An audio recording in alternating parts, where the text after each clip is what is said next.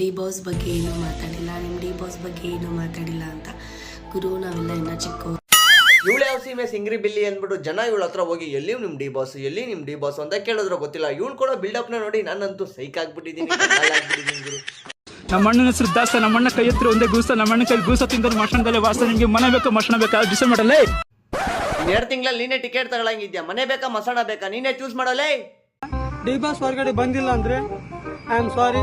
ನನ್ನ ಹೆಣನ ಇಲ್ಲೆಲ್ಲ ನೀವು ನೋಡೋಕ್ಕೂ ಆಗಲ್ಲ. ಎಲ್ಲ ಒಂದು ಮೂರಿಗೆ ಹೋಗ್ಬಿಟ್ಟು ಸಾಯ್ತೀನಿ ಅಷ್ಟೇ.